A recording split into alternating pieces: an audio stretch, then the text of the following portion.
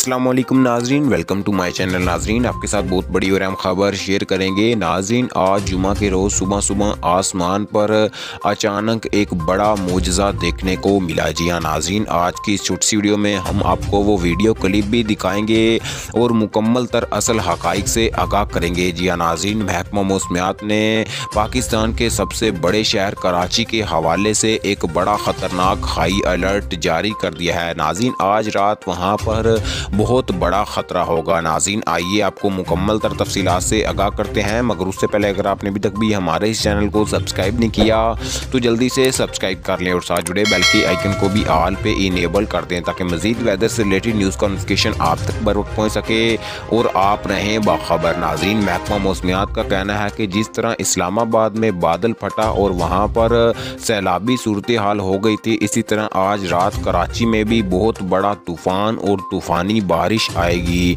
और कराची में एक बड़ा सैलाब आने का ख़तरा है।